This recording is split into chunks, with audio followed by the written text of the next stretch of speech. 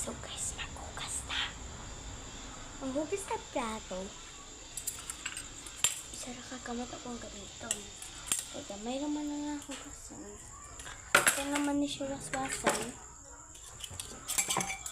So guys, pag nakita ko ninyo sa YouTube ha, mag-like, comment, share na mo. Ay, kaso di man siya ka-share. Mag-subscribe na lang mo. Sa TV ba kung ninyo makitaan? O sa lapon ninyo or tablet or laptop. Basta mag-share ay siya. Like lang mo. O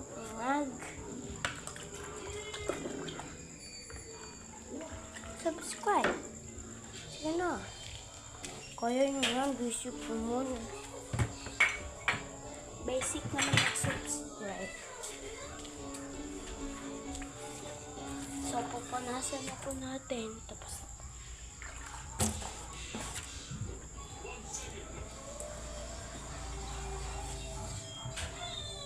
kaya punasan na.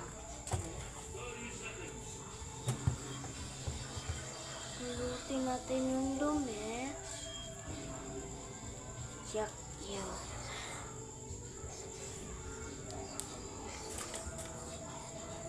Lasa siyang strawberry.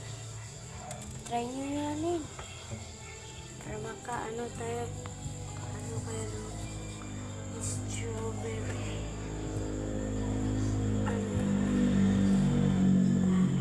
So guys, may konti akong story sa inyo. Ayan, sinalita ko, story na po yan. Alam nyo ba guys, pag may nakita kayong mga aso na may malabas na laway, tapos huwag nyo siyang lapitin kasi kakakatin ka niya tuwing gabi. Mag-transform siya ng aso. Tuwing umaga, mag-transform siya ng tao. Tapos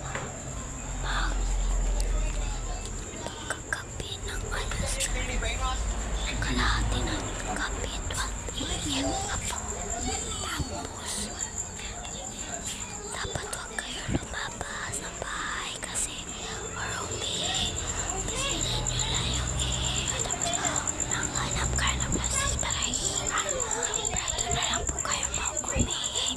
Wala man na naka-andar po siya ng aso. Papasok siya sa bahay. Yama man diri ganina. Yun po yung story ko po. So, dyan na lang po magtatapos yung story ko. Mag-ingat palagi. Mayaswang ko mag-alakbay.